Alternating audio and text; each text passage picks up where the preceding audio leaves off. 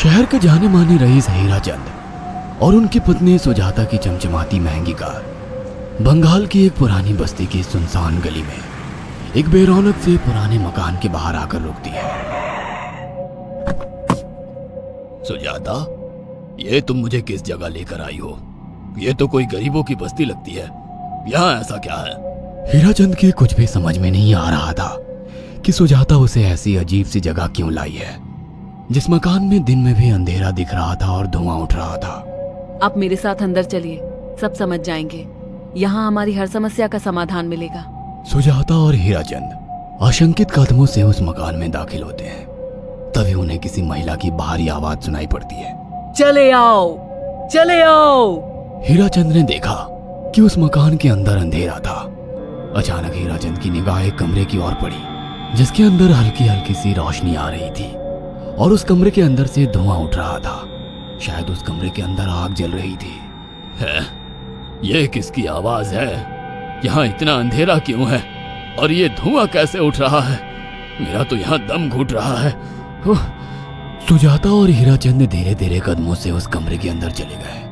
अंदर वाले कमरे में बिखरे बाल वाली एक खूबसूरत सी बूढ़ी औरत सामने जल रही आग में एक मुर्गी की गर्दन काटकर उसका खून गिरा रही थी और मुर्गी का शरीर छटपटा रहा था।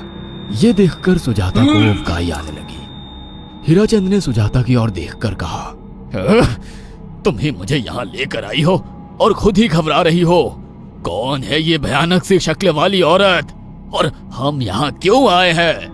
अचानक उस औरत ने एक झटके में मुर्गे की गर्दन धड़ से अलग कर दी। ये देखकर सुजाता के मुंह से चीख निकल गई और सेठ हीराचंद भी सहम गया।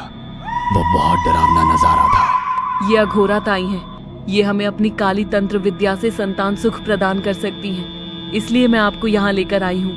कैसी बात करती हो? जहाँ बड़े से बड़े डॉक्टर सफल नहीं हुए, वहाँ ये मामूली औरत क्या कर लेगी?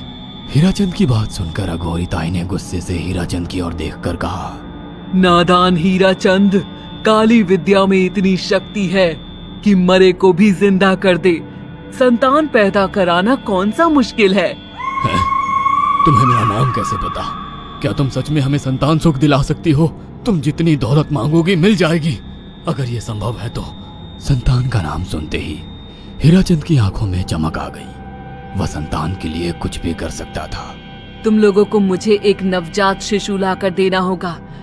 मैं उस शिशु की बलि चढ़ा दूंगी और फिर वही शिशु तुम्हारे घर में फिर से जन्म लेगा। नवजात शिशु की बलि का नाम सुनते ही सुजाता और हरिचंद डर के मारे सिहर गए, पर उनकी आंखों में उनकी संतान का सपना ज्यादा बड़ा था। वो सब करने को तैयार थे। अघोरा ताई, आप जैसा कहेंगे हम वैसा करेंगे। बस हमें संतान सुख दिला दो। बिना वारिस के हमारी दौलत किस काम की? संतान सुख के लिए अंधे हो चुके सुजाता और हरिचंद अपनी नौकरानी शीला से एक नवजात बच्ची चोरी करवा के अघोरी ताई को दे देते हैं।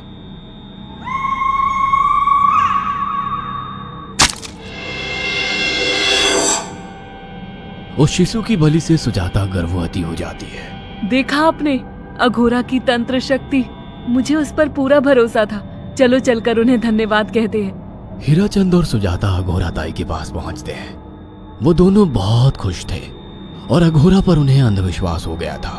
अघोरा ताई, आप महान तंत्रिका है। आपने वो चमत्कार कर दिखाया जो बड़े बड़े डॉक्टर नहीं कर सके।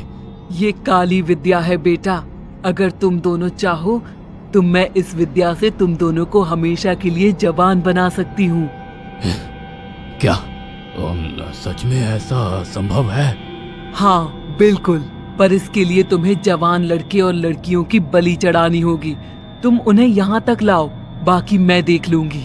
जवान रहने की लालच में अंधे सुजाता और हरिचंद एक अनाथ आश्रमों से हर रोज एक लड़की या लड़के को गोद लेने के बहाने अघोरी के पास बलि चढ़ाने ले जाने लगे। और एक दिन अघोरी ताई ने हीराचंद और सुजाता से इंसानी मांस खाने को कहा। पूरी तरह से इंसान से हैवान बन चुके अब वो दोनों इंसानी मांस खाने के लिए तैयार भी हो गए। ये गर्म खून और मांस खाकर तुम लोगों की उम्र भी बढ़ जाएगी। खाओ इसे। हाँ, सच में ये इंसानी मांस बड़ा स्वादिष्ट है।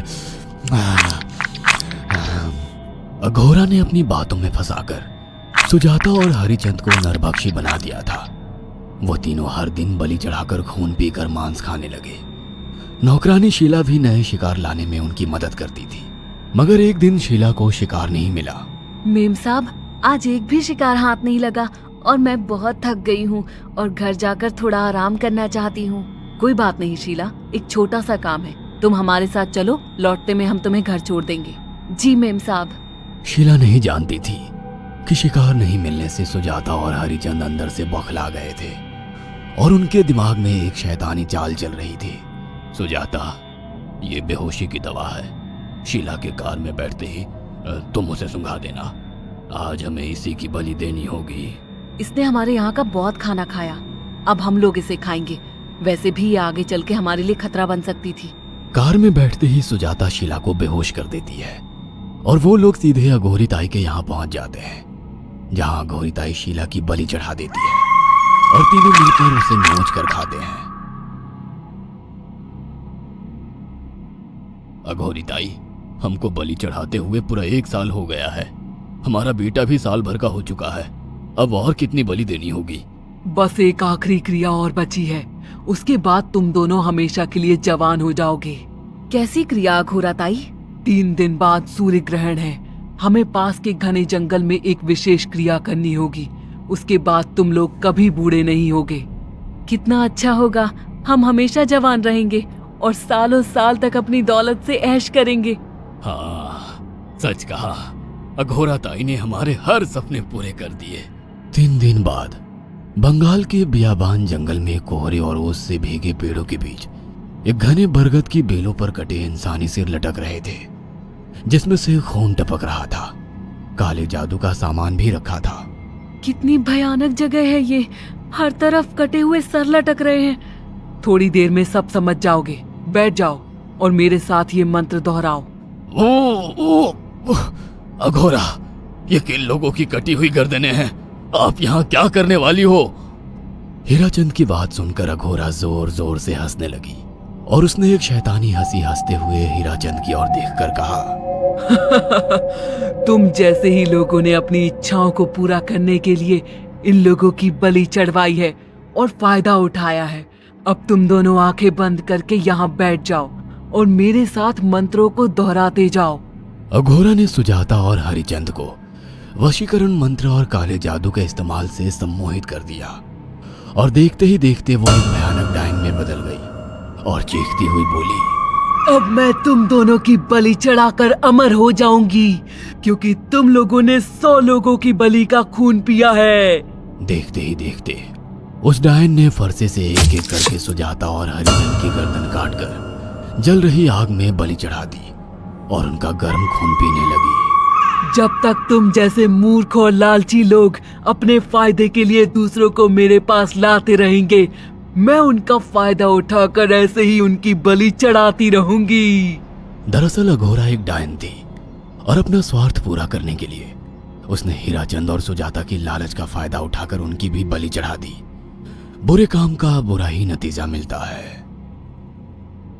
अगर आपको हमारी ये कहानी पसंद आई हो तो इसे लाइक और शेयर करना ना भूलें। साथ ही ऐसी और नई कहानियों के अपडेट्स पाने के लिए हमारे चैनल अक्षु टीवी को जरूर सब्सक्राइब करें।